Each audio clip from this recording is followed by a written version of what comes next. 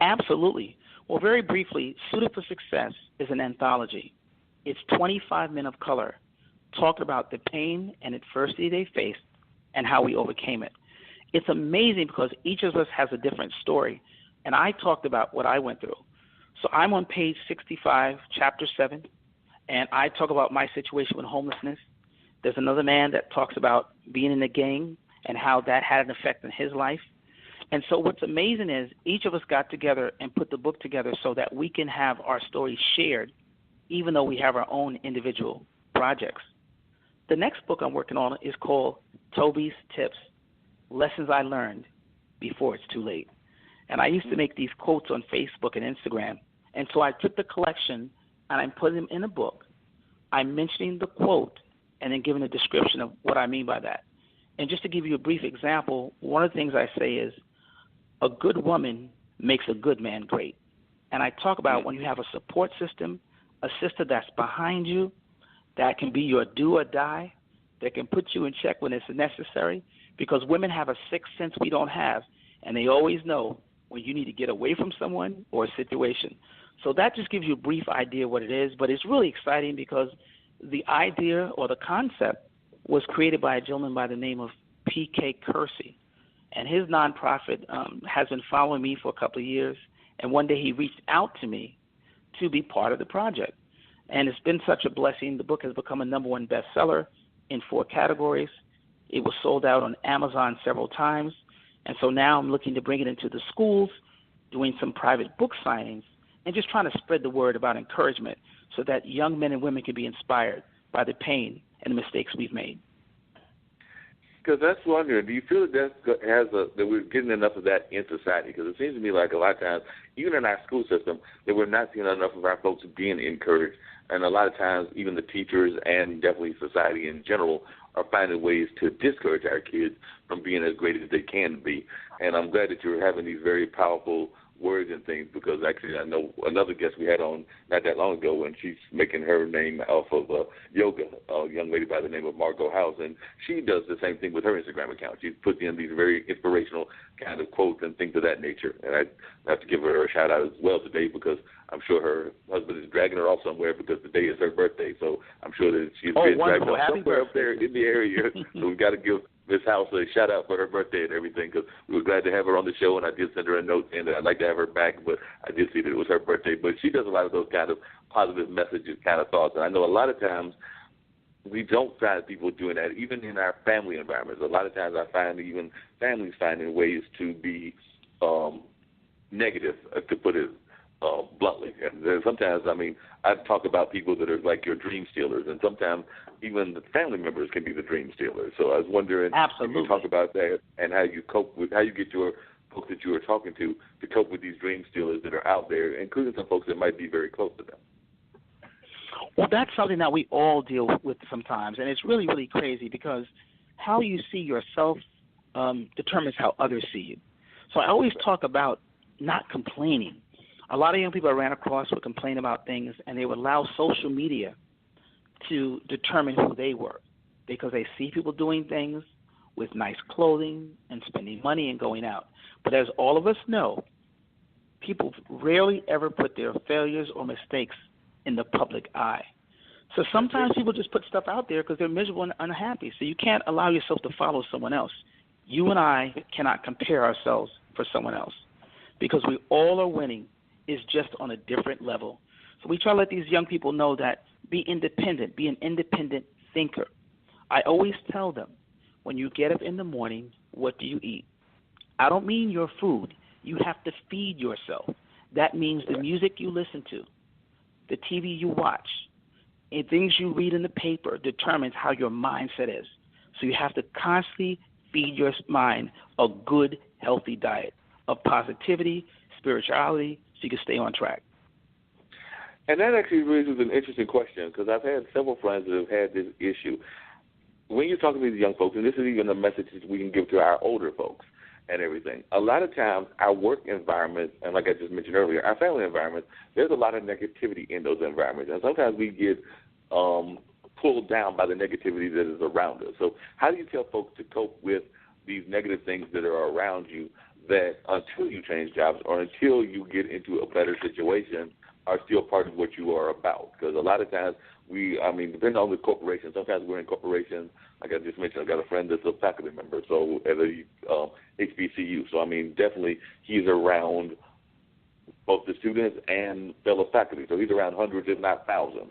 And we've got other people that are in corporations, whether that's a corporation like Glaxo or something like Amazon. So they're around definitely thousands of people. And sometimes the ones that are more immediately near you are sometimes very negative. So just as you're talking to these folks and they have to deal with this on a regular basis, what is some of the advice that you give to them to deal with their situation? That's a major problem for a lot of people because, some of the young men I work with and young ladies, you come out and hear something positive, and once you get back home, you might have an abusive parent. When you get back home, you may not have food in your refrigerator. And one of the things we have them do is have them reach out to us with a phone call or an email. We try to speak to them at least once a month, every 2 weeks. Now, some things you can't change. If you're in a house and things are really rough, it's not going to go anywhere.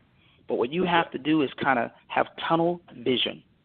That's when you get your headset and you listen to some words and things that are very positive. That's when you pick up your Bible, your Quran, or start reading and start feeding yourself things that are going to get you on track. Having that tunnel vision and being able to kind of do it on your own, that's when you're going to find out how strong you are. But there's actually no secret because as we all know, we're going to be attacked. And so that's when your intestinal fortitude comes in. You have to have good role models. You have to have somebody you can call to speak to, someone you can send an email to that can uplift you. And that's why your circle is so vital. Who are the people in your group? Who are the people around you? Yeah, that's oftentimes very vital. And I was just wondering, you mentioned it earlier. Now, a lot of folks, and we talked about this young lady out of North Carolina Central that wrote a very racist kind of comment on her, I believe it was Instagram account, it might have been Twitter. But either way, a lot of times, a lot of the negativity that we're hearing is actually coming from social media. So I was wondering, when you're talking to youth, how do you tell them to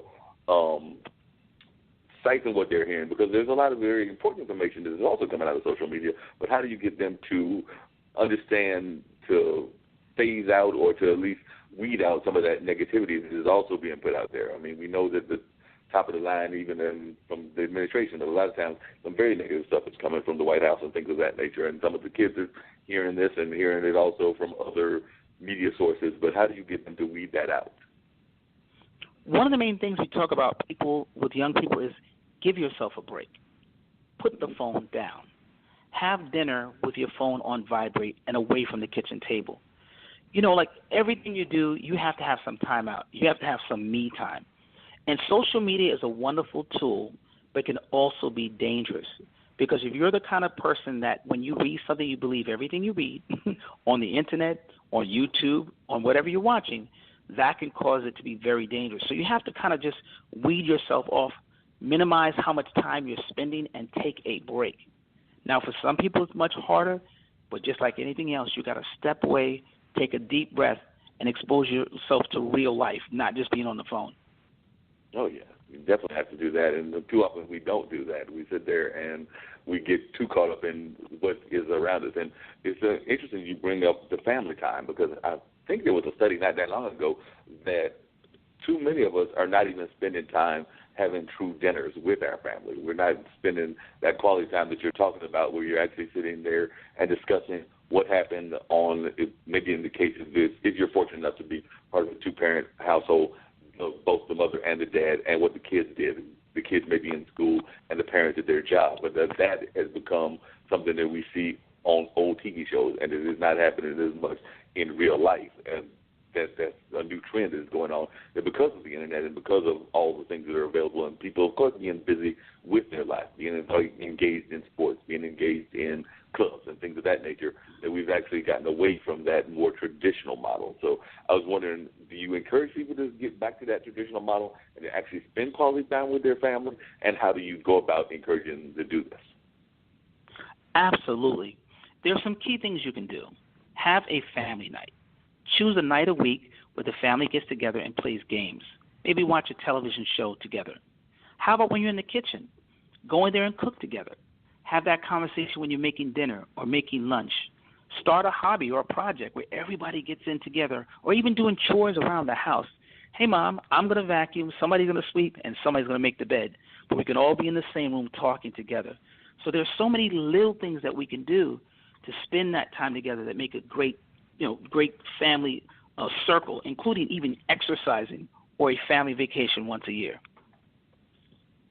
Yeah, because oftentimes you find people trying to do almost like separate vacations, and it seems to me that if they would just do vacations together, then that would be a great way to do some family bonding. But sometimes you'll hear people that will go, the wife might be going on vacation in one place, the husband someplace else, and the kids going off to like an amusement park or something, and they don't even think about necessarily doing a group family vacation, and then they wonder why there are these different issues that are going on within the family. And I'm not saying that they can't have separate time, because a lot of times we as individuals also need our separate places, our man caves, our women caves, whatever you want to call them, but we need, and even kids caves, we need our own places that we get away sometimes. But I'm thinking that we probably need a little balance of both. The times that you have that are dedicated to some self-observation, you analyzing yourself in the context of yourself, but also if you're in a family environment, those kind of like more, as you were just suggesting, family gatherings. I mean, we all remember